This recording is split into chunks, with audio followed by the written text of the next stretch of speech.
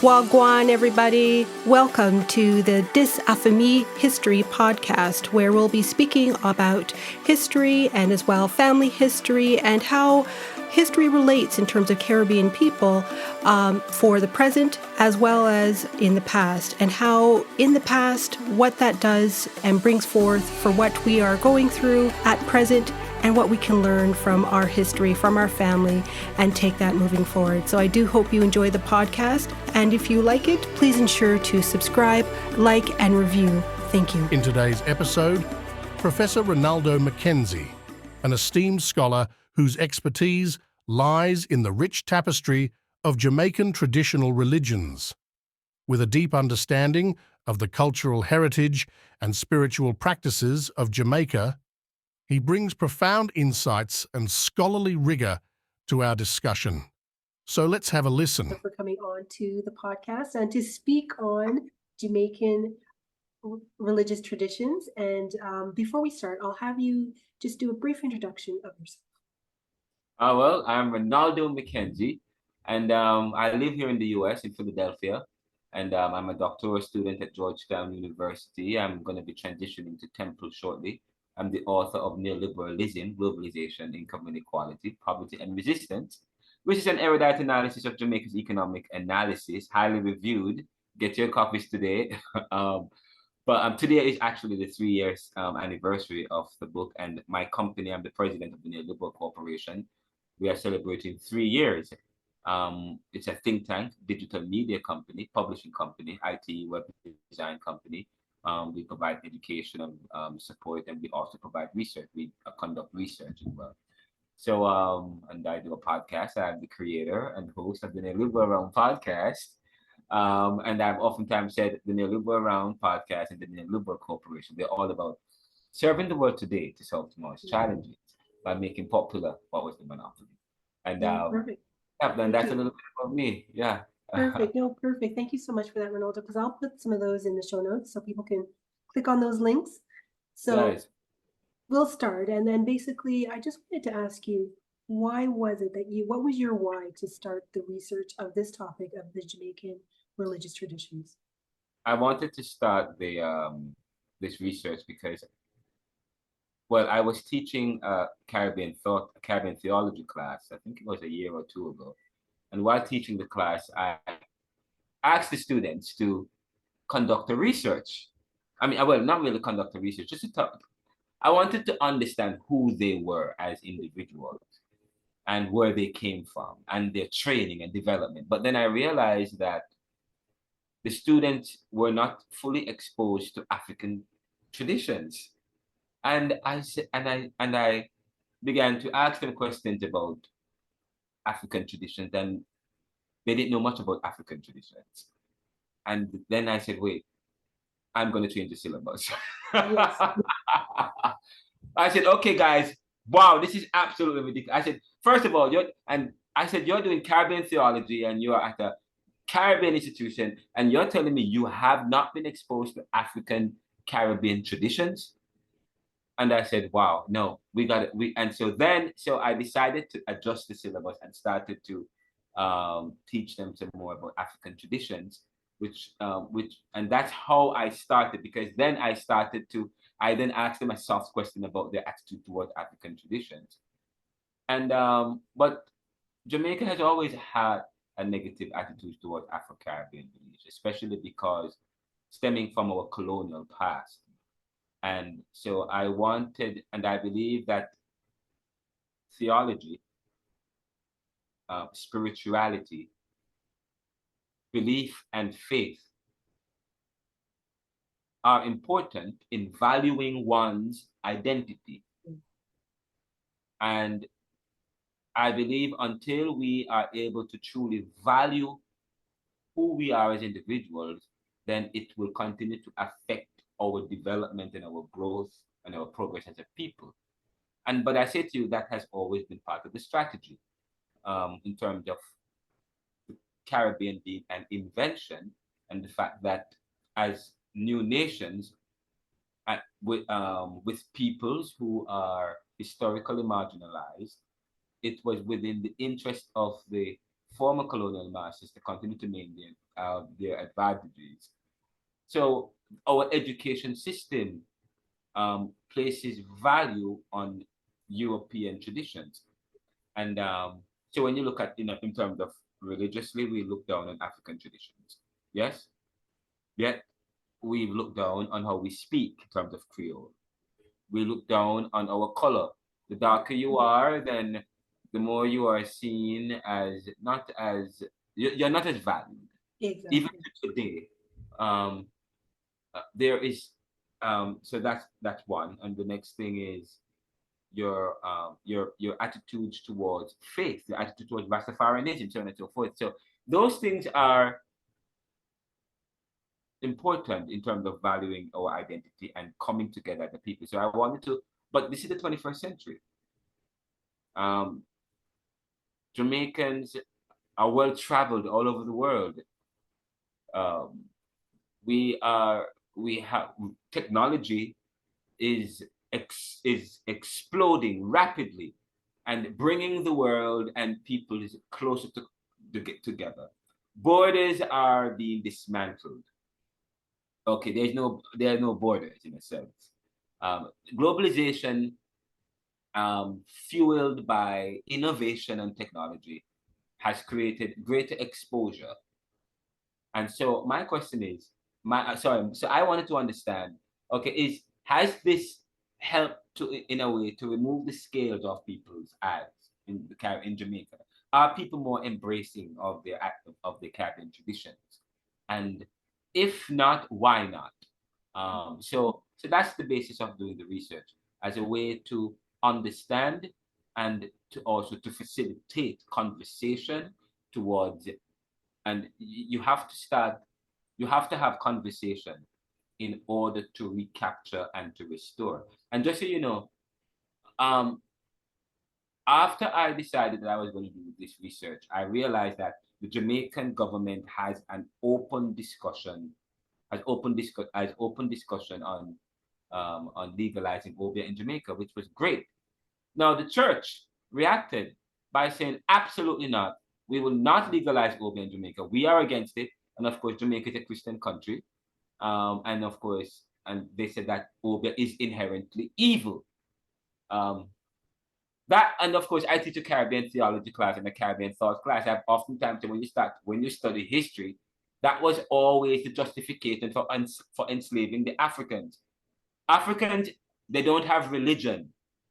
Okay, they're cannibalistic, they're animistic, yes, they're devil worshippers, and they're evil.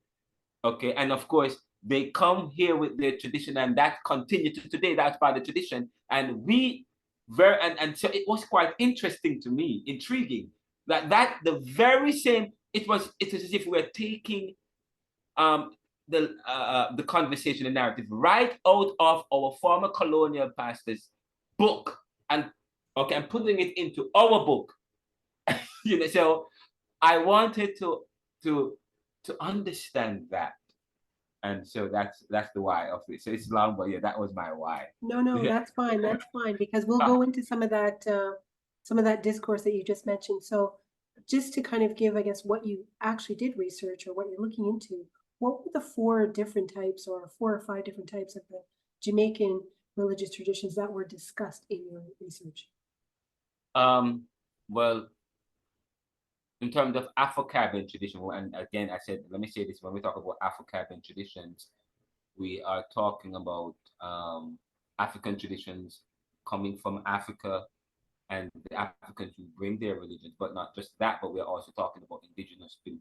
We believe that many of the Africans that came from Africa, many of them intermingled with some of the indigenous people that were here, and some of the traditions include some of that. So when you start to study those traditions, then you'll understand. So we looked at obeah,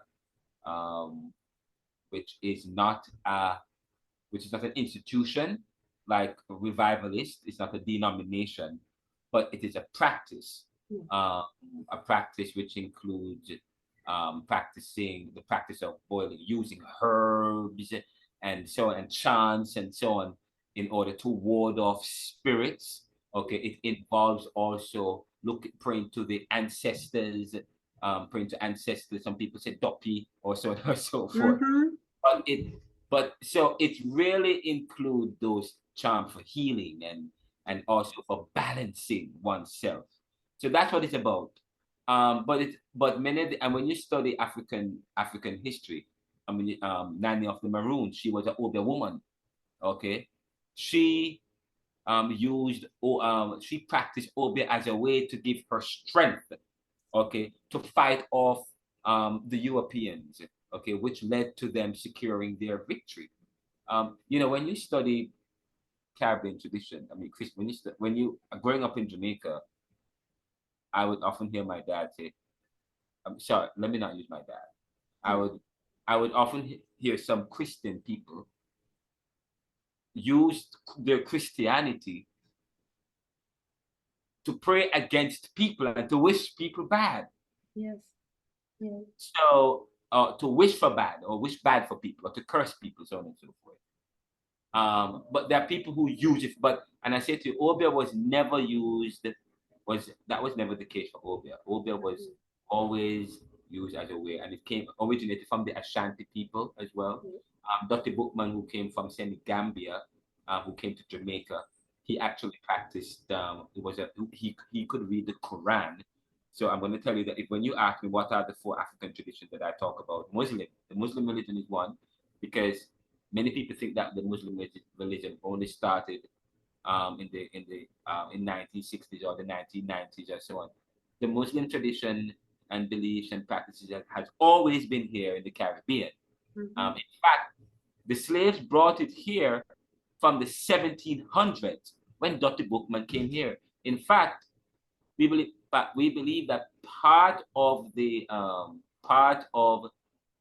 practices included some of the Muslim faith, some of the tradition. But if you look at some of the scriptures and they talk about the reader man, and then the reader man, the older man, he's going to read the scriptures because that stems from their influences. Because when people meet, when cultures meet, there's always a borrow. There's always a marriage between cultures. So when you look at Obia also have some traditions that is European, that's Christian in nature. Yeah. Okay. And of course, Obia is going to have some tradition from the indigenous people. Obia is going to have some traditions from Africa and also Muslim traditions as well.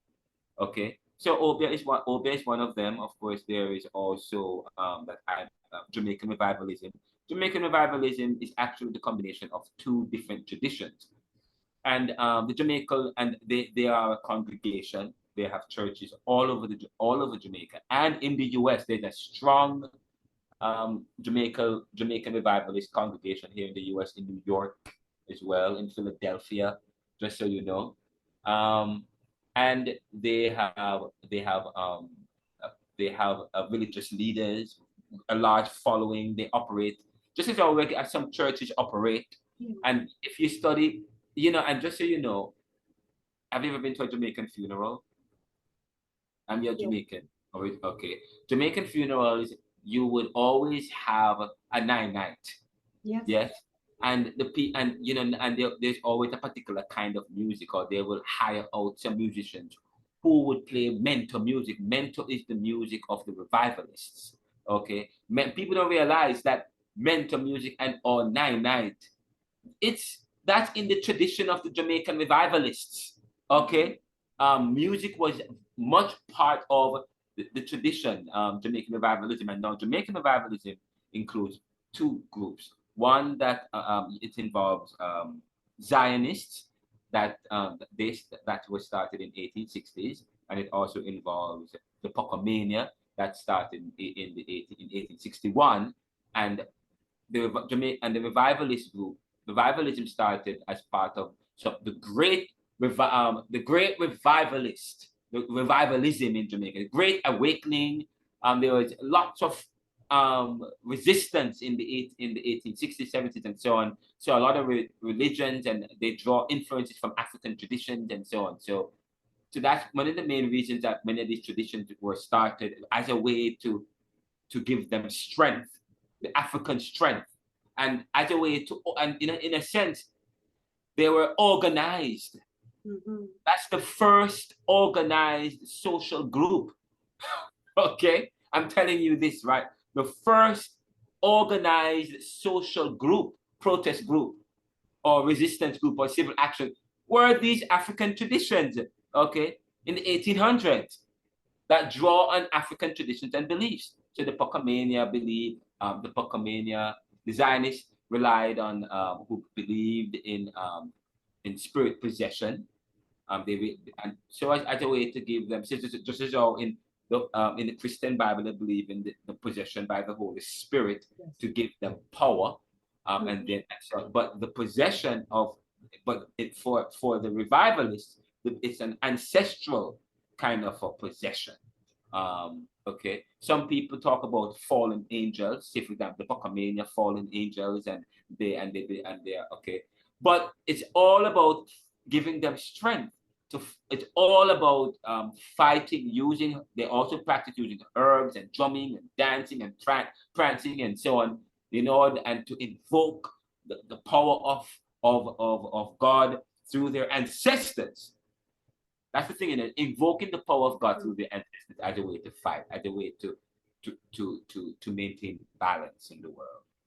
So that's, and then of course the Rastafarian religion, which started in the 1930s as a result of the Depression. Part of it was influenced by Marcus Garvey and the Back to Africa movement, United Negro, UNIA Association, and the language of the UNIA and the language of Marcus Garvey helped to propel, and not only that, the spirit of resistance. And of course, there was the New Deal started, and the developed social groups were starting, and this idea about empowering people. There is this, that's in the 1930s. 1930s was quite an interesting year, the period, the 1930s. So the Rastafarianism started in the 1930s, and in a sense, it was always looking back to Africa. And please remember, many of these religions started as a way to resist and to rebel against the status quo, to rebel and to resist the very thing that have them captive. So of course, Rastafarians don't believe that they don't believe in this white Jesus. They look to Ethiopia as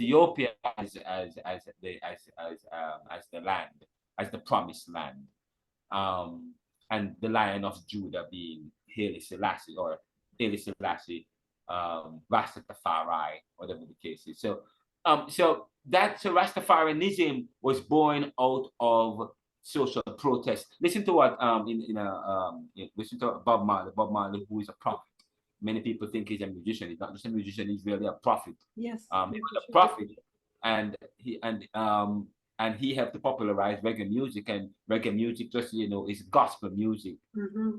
It's like God. It's the music of the Rasta. That's the music where they tell the story of the Rasta, spread the gospel or the good news, in a sense. So reggae music, which started in the 1950s and 60s actually, but or emerged or became much popular in the 1950s and 60s, and of course stemming from Mento, because Mento helped to influence, and ska and so on helped to influence reggae, and that same music was the music of the revivalists. Okay, and when you start to study Rastafarianism started after Pocomania and Zionist religion, just so you know, and a lot of Jamaican revivalist traditions found its way in Rastafarianism. So just so you know, when you start to study Rastafarianism, you find that people say, well, Rastas, they read the Bible and they use the Bible in some senses. Yes, in some senses they use the Bible because, as I said, they are influenced by the Jamaican revivalism. Okay, and they refuse, and just when you start to study, so many Africans they brought the Muslim religion too, and some of the voodoo and some of the obia has some appeal or format to Muslim traditions.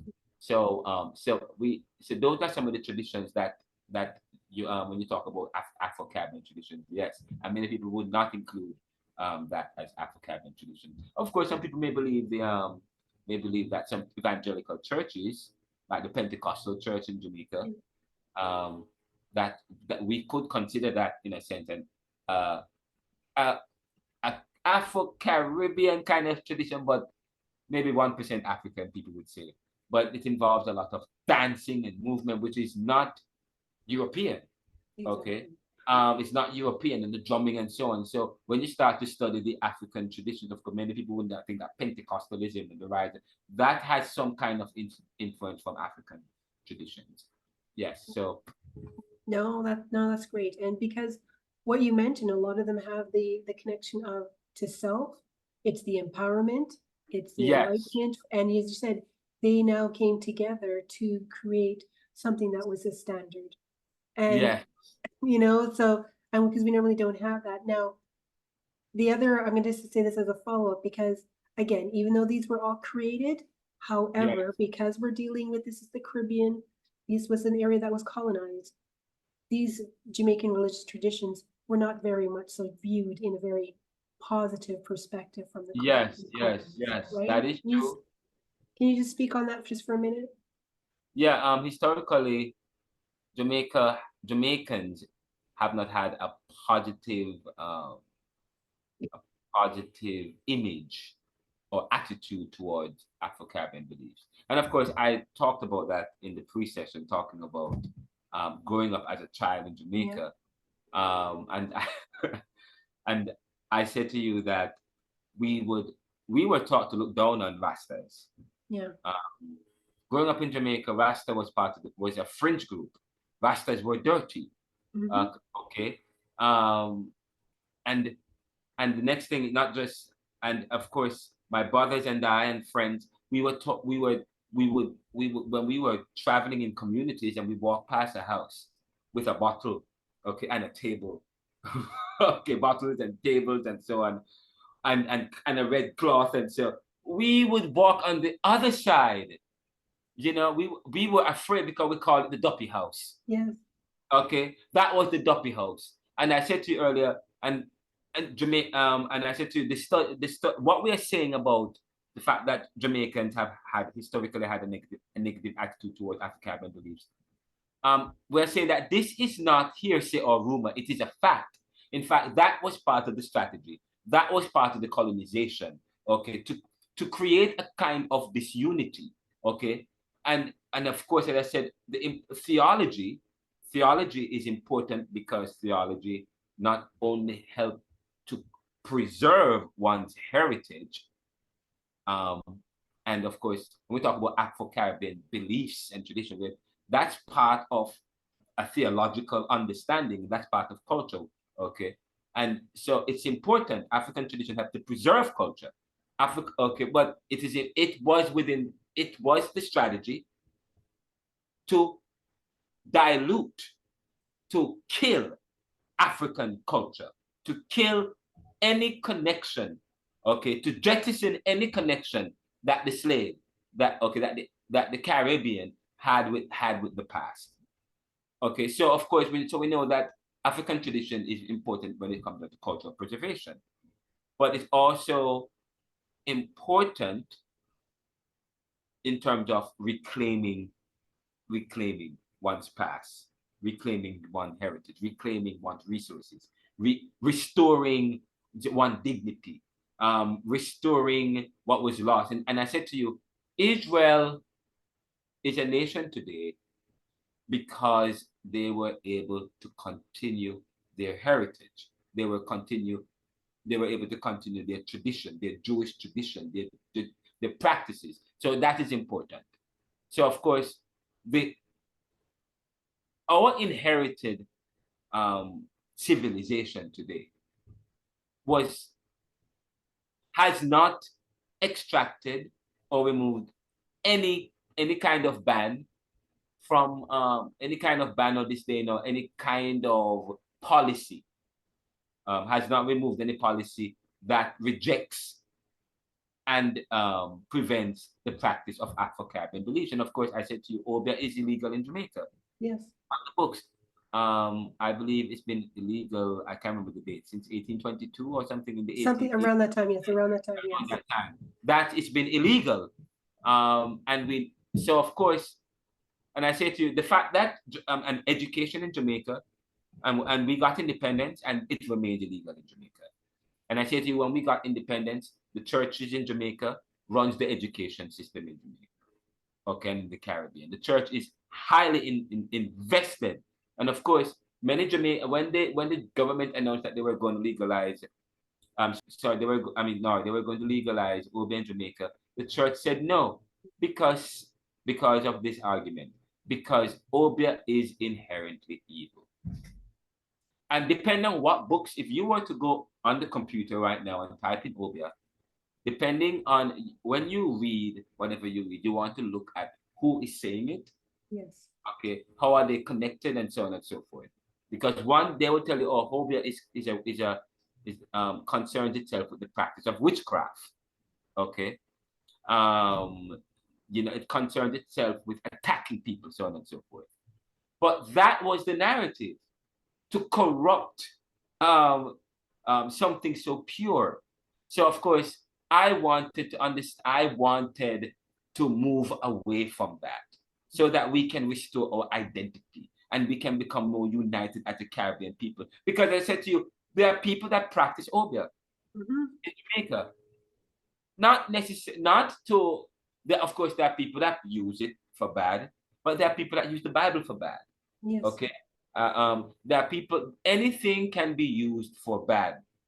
Okay, but of course, that doesn't necessarily mean you are going to make the thing evil.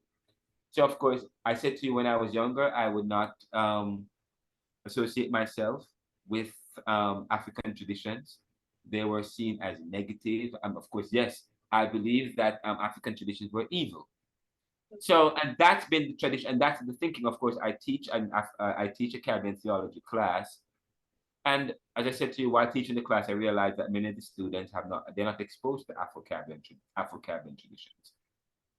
And in fact, I had a big debate with one of my students in my class, and he said, "No, my father told me that they obeyed my mom, and that's why she died." And he said, "You cannot tell me anything.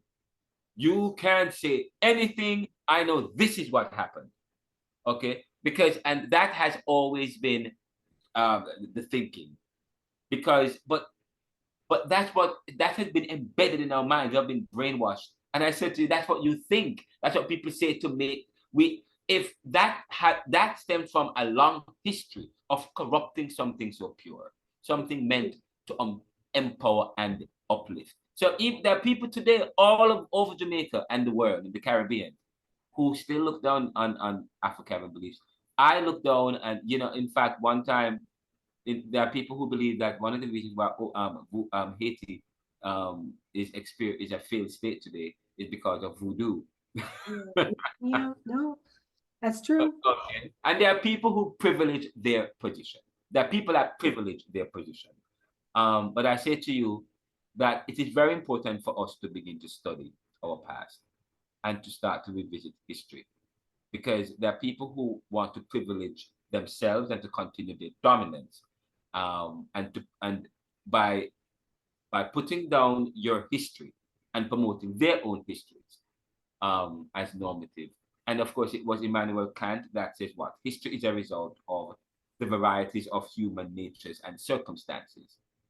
So if history is a result of the varieties of human natures and circumstances, then it means that there are people who can influence history for good or for bad, and there are people and that's what they have done with our history and with our religions and traditions. But we have held on to that. So of course, that has been part of the tradition. That has been part of the perception. There's been a negative perception, and up to now, that's how we are taught. Jamaica is a Christian nation, so of course, I'm going to tell you this: if I don't, will Jamaica ever get rid of its negative stance towards Afro-Caribbean traditions like obeah? I don't know, and I'm going to tell you why. Unless the church gave up its privilege, okay? Because there's also, we have a tradition, a faith, a Christian tradition that says it is the ideal and anything else is a lie. So that is also, we have also been indoctrinated by a faith that prevents us from embracing African traditions. No, that's true, because it was all that we didn't have a soul at the very beginning. Yes. Right? We didn't have a soul. Yeah. Right? So what you said is that is true. extremely. Yes, we were, of course, that was the thinking. Slaves are animalistic. They are cannibals. Slaves are evil. They don't have religion. They don't have language. They speak some weird gibberish, because Creole is, or when you look at the etymology of Creole, it almost resembles gibberish or gibberish. Yes. So I mean, and that's part of the justification, of course, that went into slavery. The putting down of your blackness, the putting down of your language, the putting down of your tradition, which also serves as a way to prevent us from coming together and making any claim. I don't know if I said this in this state because I'm confused. Yes, no worries. I said to you that African traditions, or the practice of African traditions, the Obia, the Jamaican, the revivalism, the Pocomania, the drumming, the prancing, that was part of our resistance. That was the first semblance or evidence of social action and social protest movement in the world. Okay, that was part of the resistance. And so, of course, and I said to you, Nani was an Obia woman. Nani of the Maroons. One of Jamaica celebrates Nani as the first heroine. And this Nani practiced Obia. And she drew on the powers of her ancestors, and in order to fight off. And of course, yes, I mean, the Maroons, the slaves, they believed that compared to their colonizers, they were weak, they were vulnerable. Okay, and so they looked to God through the practice of Obia. They looked to that which was external to them to give them strength, to motivate them, to encourage them. Okay, and it brought and the drumming and the prancing and so on. It gave them a sense of hope. Okay, which was supposed to help to drive them now to fight and to resist and to be. That was their resistance. But now, and of course, and that was why it is within their interest, within the British West Indies, for them to make Obia illegal. And so it is quite interesting that today we continue to hold on to that. But as I said to you, it is positive that the Jamaican government has started to have open discussions about the legalization of Obia, because it will help to facilitate dialogue, which will help to correct our understanding of and the history of Obia, the history of revivalism, Pocomania, and Muslim religion as well, because that was I didn't even realize that there are people who practiced and were versed in the Muslim religion in Africa from who came to Jamaica and went to Haiti from early 1700s. Until I started doing this research, it's quite interesting. People like Dr. Bookman. Dr. Bookman was an African slave from Senegambia who came to Jamaica, muscular and tracting and versed in the Quran. First of all, you are telling me that there are people from Africa who came as slaves on slave ships. And just so you know, C.L.R. James said something about. C.L.R. James said that the Africans who came to the West Indies, they were of fine physique. They were smart. They were intelligent. They were militant. There was something about the African, because I'm going to say this in Jamaican. Yeah. The British and the colonizers from Europe, when they negotiated, when they engaged in the transatlantic guns for slave trade, part of the deal was was for them to get the best slaves. The slaves who would have to be able to quickly learn the techniques of sugar plantation. The slaves who were healthy enough and able to cross the transatlantic ocean, which were at the time was dangerous, okay? That's what the kind of slaves they needed. Many of whom were military brass people, some of whom were part of the chieftain family, many of whom were priests and were intellects and well-fed. Those are the people they brought to the Caribbean, according to C.L.R. James. When you read the book The Black Jacobins, and when you read Walter Rodney's How Europe Underdeveloped Africa, how Europe underdeveloped, and just when you study plantation economy and how the plantation economy was organized in such a way that would manage, manipulate, and ensure that the slaves are organized in such a way where there is no connection to their past, no connection, and they would put them in different tribes and and so on and so forth, because they were property. They weren't supposed to be able to speak with each other. They weren't supposed to be able to organize and fight. If they're okay, they weren't supposed to practice any kind of religion, because they weren't supposed to be able to have religion, because the fact is they were animals. So it was quite interesting. So Senegal.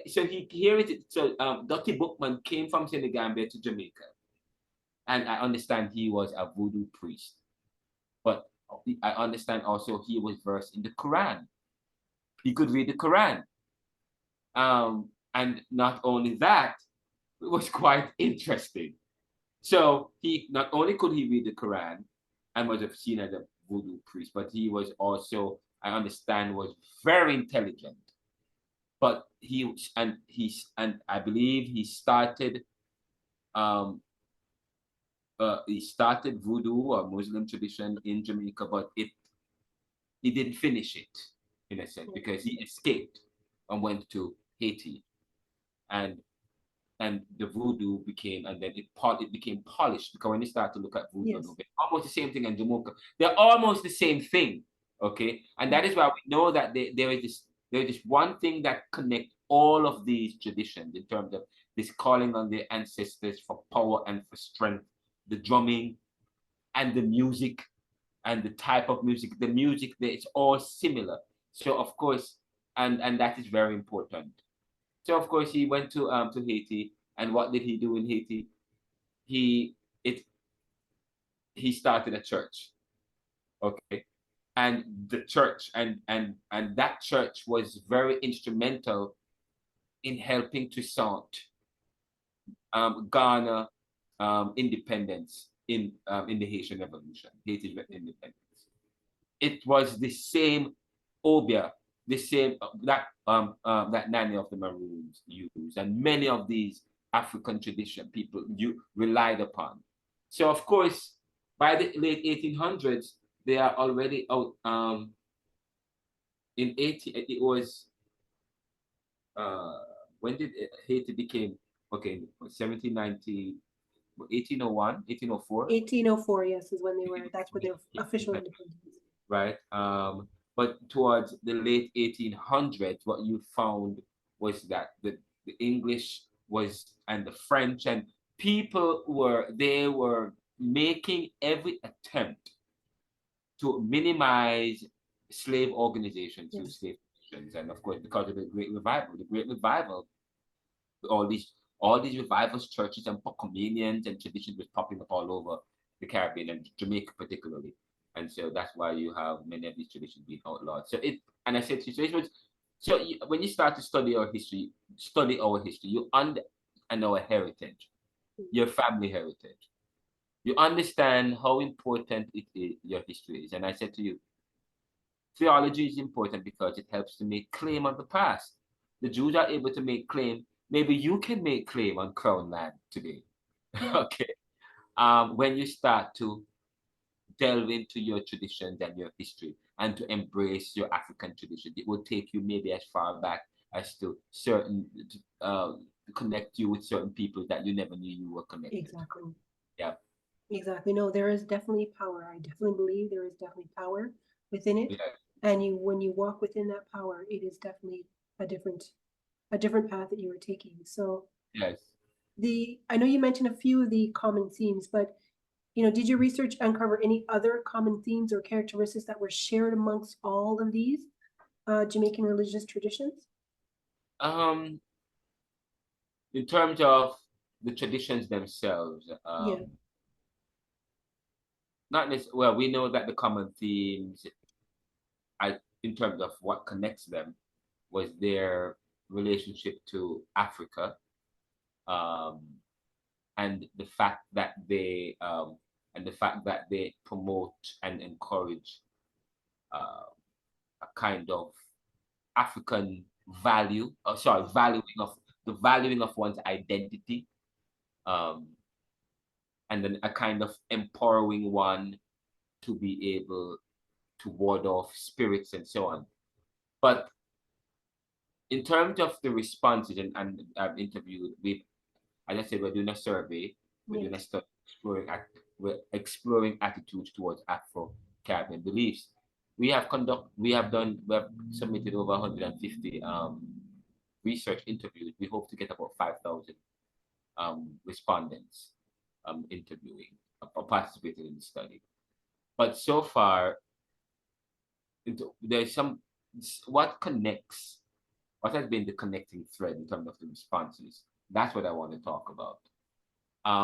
And so far, when you begin to delve into some of the responses, many of the people agree that um, it's important for us to value African traditions because it will help to restore African identity.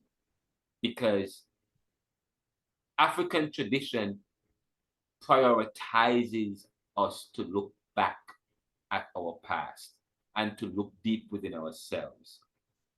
But when you start to, but we have a tradition.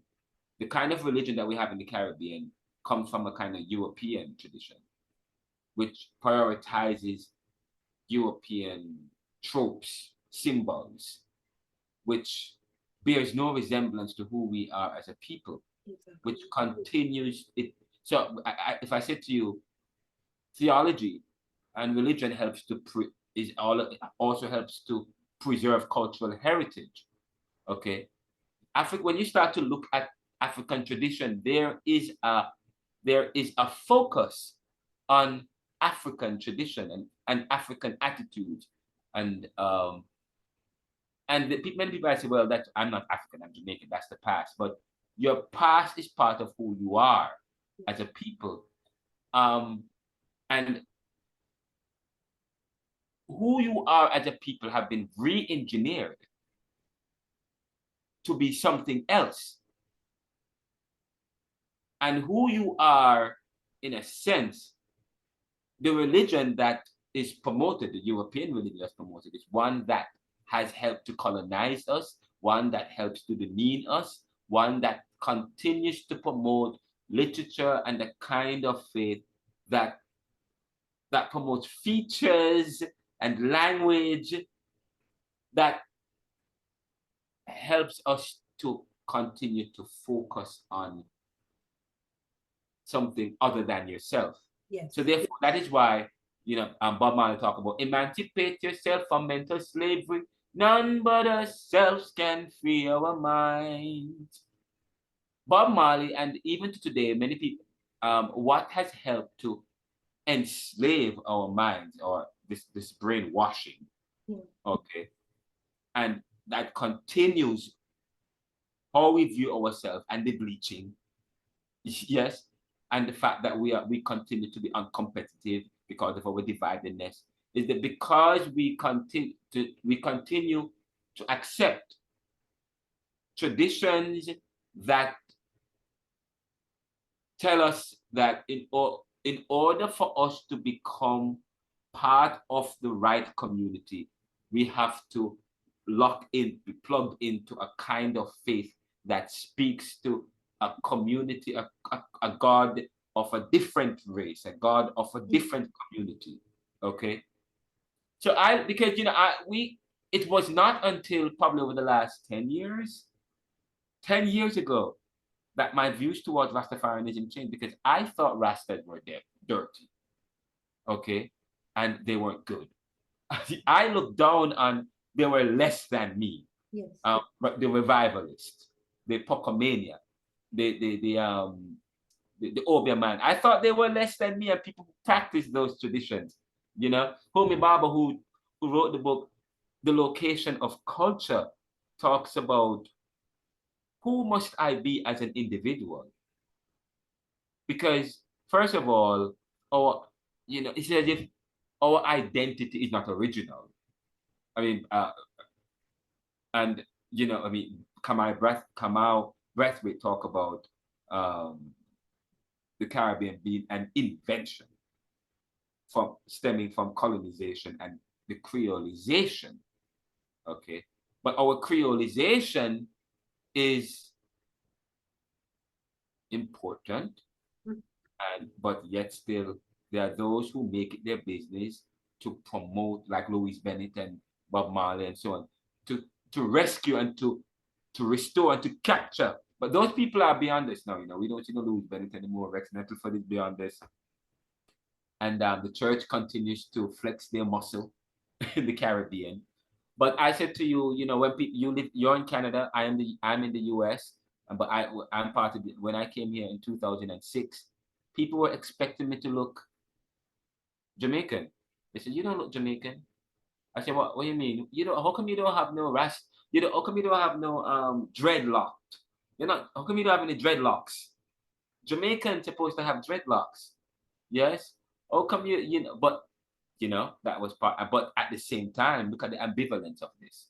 I'm from Jamaica, but remember, I'm Jamaican. I think Rastas are dirty. The very thing that I think is dirty, which stems from my colonization.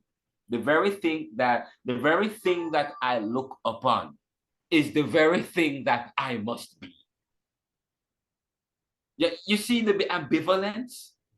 The very thing that I look down upon. And so, who was it that wrote that book?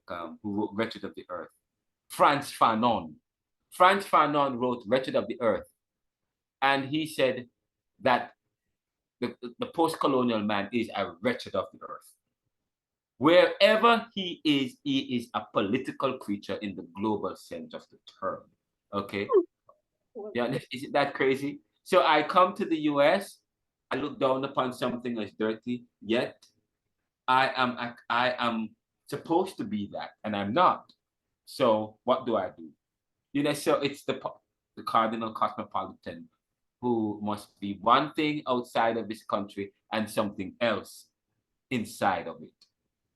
And religion has helped to facilitate that in terms of our disdain, our Eurocentric education, our Eurocentric position. In fact, we are an invention.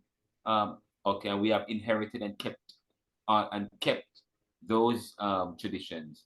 So yeah, we have African traditions, but the European tradition sometimes takes primacy because we are partly to be blamed for that, because we continue those traditions and we see them as the greatest achievement. To be able to speak the King's English, yes, or realize a salvation that is European is the hallmark, which continues to promote this kind of tradition of nothing black and good. Well, not only that, I guess it's the disconnection, and we're trying to reconnect to what is our traditions. Yes. And, so far from your research, has there been any, I guess, from the perception of the colonial powers that their religious traditions still kind of control the narrative of how things are still viewed? Oh today? It's one sense, yes, in another sense, no. In terms of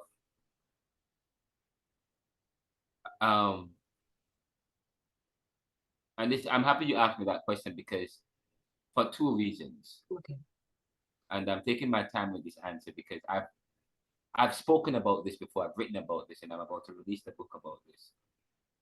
But in terms of when you look at denominations in the Caribbean and you start to study where the synod is, where the headquarters of these churches are, these churches are located overseas.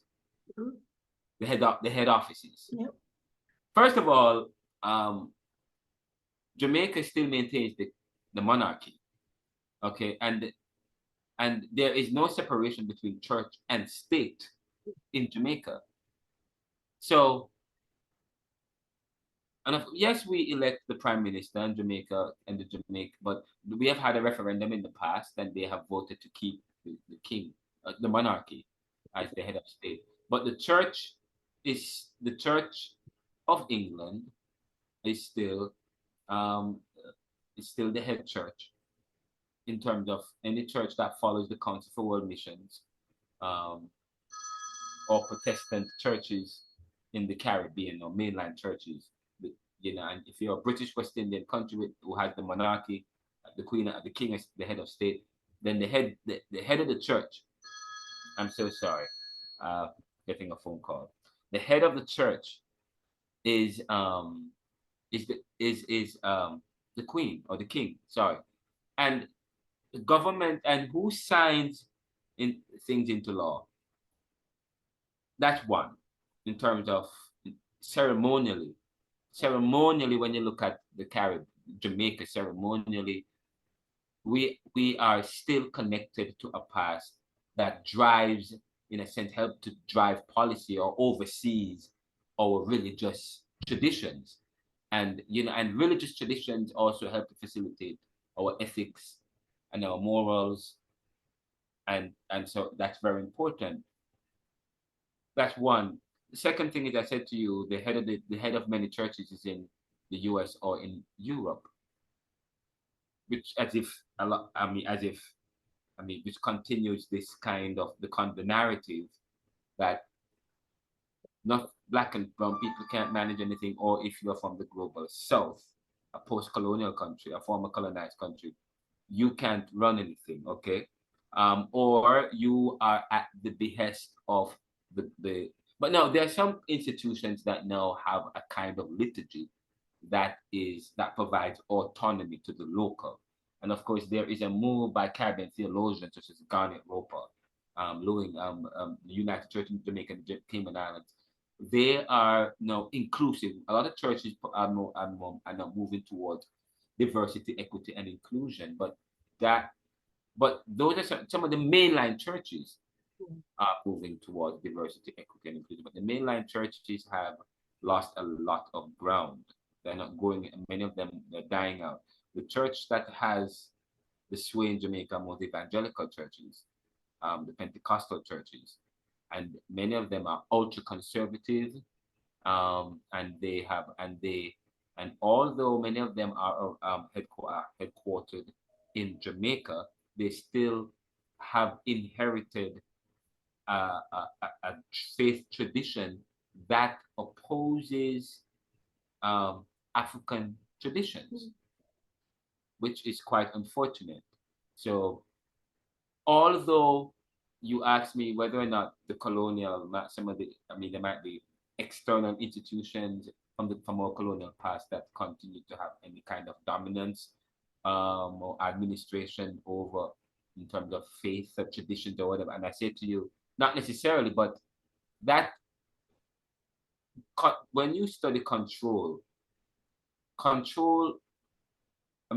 you study companies and so on, people talk about when you start something, then a company or whatever, the next step, you develop reputational value and you develop a certain kind of a system that creates a kind of a hog's wheel where everything is just systematic. You create it. Okay, we talk about, say, for example, we talk about de jure factors of racism and de facto factors of racism.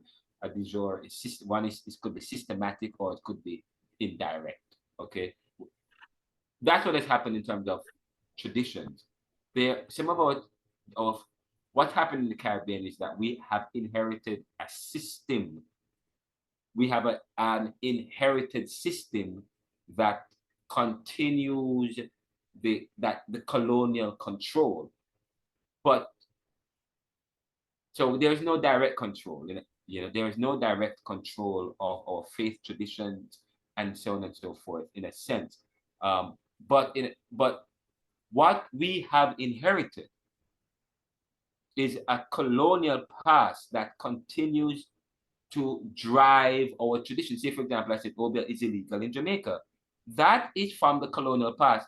Jamaica is an independent country, okay? But yet still, we still have on our books laws that tells us how to think and how to treat with our African tradition in our past. So in a sense, no, but yes, because we have inherited a system. And I said to you,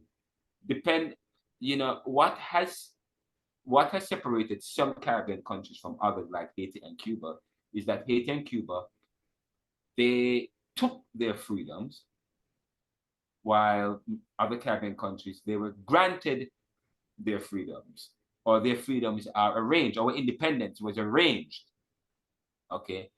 And this, now, if we had taken our freedoms like Haiti, maybe what Jamaica would be like Haiti today. Okay, but we arranged our freedoms within the interests of our colonial masters, continuing this Britishness, so in a sense, yes, systematically, we as our systematically, and I said to you, but it was the colonization of the Caribbean was a project which was successful. Yes, very much so. Very much so. It's to the point where our colonial masters could have granted freedoms and independence and leave us. And whatever they have left continues today. Exactly. And going on that theme, what do you see, like looking ahead, what are the key opportunities or challenges facing the Jamaican religious traditions, both within Jamaica and of course within the diaspora? In terms of African traditions is, as I said to you, the fact that our education system is mainly religious. Sorry, not religious. Is facilitated and administered by the church. A lot of the schools are church schools.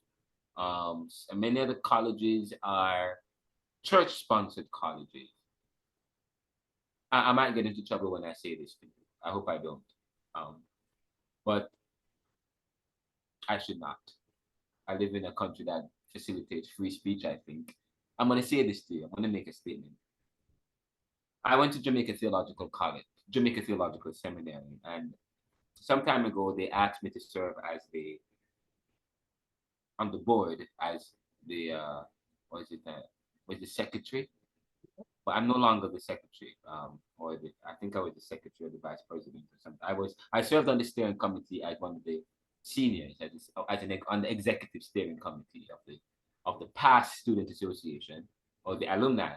And the past student association at Jamaica Theological Seminary, we're very involved in the college.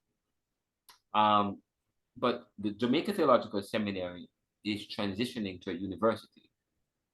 It wants to become a university. And so they're having a series of conversations. One of the things that I got in trouble for was the Jamaica Theological Seminary was started by the missionary church in Jamaica.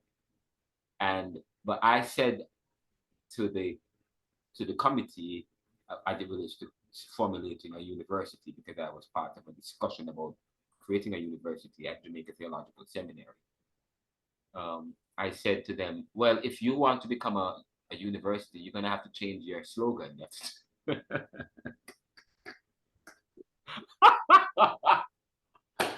You're going to have to change your name. You're going to have to change your slogan. Okay, listen to it.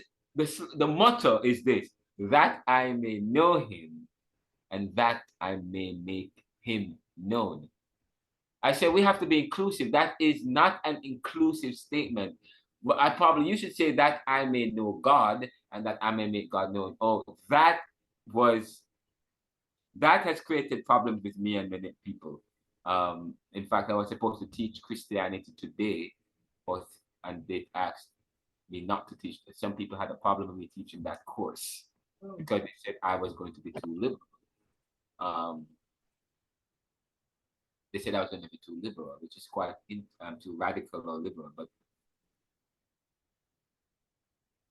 radical. They said I was being too radical. And you asked me about what the challenge was African, Afro-Caribbean traditions and beliefs in Jamaica. And I said to you, when I say to you, if it were so difficult for them to change the motto to, because they're becoming a university is supposed to draw students from all walks of life. So therefore, we have to facilitate and project that. I say to you, that particular instance suggests how difficult it is going to be. Now, you cannot back down and you cannot sit down as individuals. We are being hypocritical. We are being hypocritical if we continue to look down upon African traditions, because we are committing the same crime that our colonial masters committed. We're discriminating against other people's faith and other, because there are people who practice African Caribbean beliefs in Jamaica. There are many people who practice it today. And I believe that it is important for us to facilitate that. But the challenge is we are going up against a very British Jamaican, because the more British you are, that's the hallmark of your of society, of the elite. The more command of the English language and you're on base of the church that you go, you know what I mean? But mainline churches were said to be liberal, but I don't know, were said to be conservative, or the conservative church. But mainline churches are a little bit more embracing the conservative church. I mean, the Pentecostal churches and the evangelical churches that are growing in Jamaica, they have more people in their service in their churches. But religion, the Western religion is very competitive. It's based in a capitalist structure that is based on competition and franchises, and and our economic system, our political system is very competitive. Our human nature, we are very competitive. So and that nature have spilled over into our lifestyle and our traditions. And so I said to you, many Caribbean people lead congregations who they are afraid to lose, because they would lose their authority, they lose their power, they lose their privilege. So there are those people who have made something out of this Eurocentric faith, and which has created their positions for them, okay, and they are benefiting from that, and they are unwilling to share their power and to lose members or for their faith to be affected.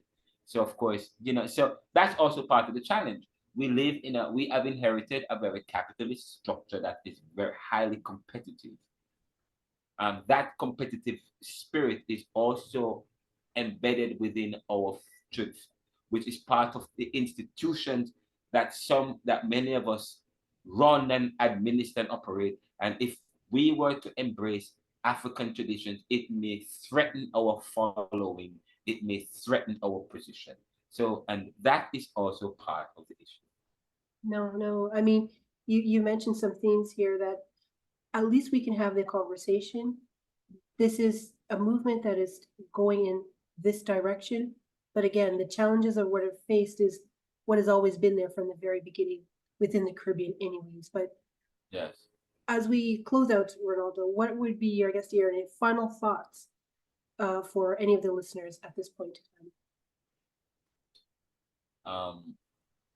My final thought is that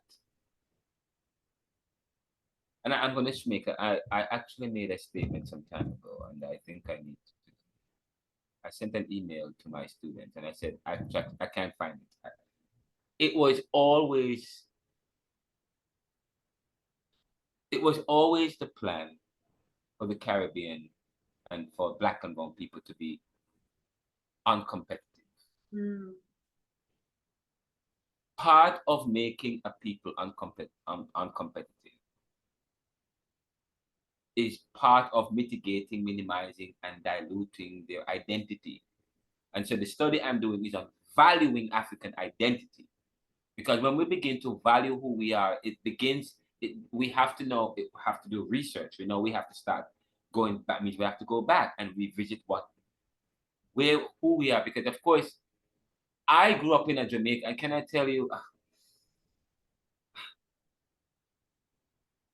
this, over the past 10 years, I have learned so much about myself, my history, and if I did go off on a tangent and do it, I would not have been armed with the kind of intelligence I have today. Because growing up in Jamaica as a child, I always looked down upon Afro-Caribbean traditions. I thought that people from Africa never had religion. They never had any kind of tradition or civility. They weren't civilized, they were cannibalistic. And so, in fact, what my takeaway from doing history was that we should have been happy that the European came and rescued us. Okay. We should have been happy that they gave us sophistication. Yes, because we weren't sophisticated. They dignified us with language and with religion, with the right religion. Yes. Mm. That was and I thought that growing up, and that was also part of the evangelistic. When you study the message of when you study evangelism and how evangelism is done, you might think that I'm a heretic. I'm an ordained minister by the United Church in Jamaica and Cayman Islands, just so you guys know. I'm an ordained. And I said to people ask, "Are you?" I don't believe in what's the ultimate of all things. I write. What's the ultimate of all things is that we live as one in reality with all of our individuality. A man said once, "You label me, you negate me." So if Kierkegaard said that. If you ask me, "Are you a Christian?" I would usually frown upon those questions, but I would say, "Yes, I am a Christian." But I said, I am a Christian because of what I've been exposed to and how I've grown. However, I said to people, but I am not a Christian in the everyday sense of the word. I am a Christian.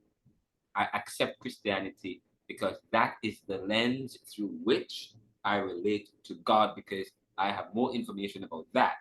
Okay. Because God is unlimited and I'm limited. But God, I am not receiving worship. It is God. Okay. If God is than that which nothing greater can be conceived and imagined, God is unlimited. That means God is intelligent and he knows that we are limited by what we give back to him. So what he shares with us, he made us in such a unique way that what we put out is it's within the uniqueness of what we're putting in, because God is looking back, he's seen all this beautiful, colorful world. But I say to you, I use Christianity as a lens to relate to God, because that's how I was, it's just a lens. It's a lens by which I use. So yes, I latch on to that. And I believe that God is in his infinite wonders and his mercies and beauty, and the fact that he is way above us and he's vast. He's God. Of course I might be making a mistake using Christianity as a lens, but God is unlimited. He understands that I am but a fly. If that is my understanding of God, if that's my theology, then I understand that God understands and is okay with us not our ignorance based on our limitation, because we are limited, yet he created us still to understand and to know him and to relay back to him what. So and that's my perspective. So I use Christianity as a lens, but what I don't do is to privilege. I never privilege my position. I never privilege. In fact, what I believe, and I'm writing a book on secrets to unlocking divine intervention, where I am studying various different faiths. In fact, there are people that do cow worship.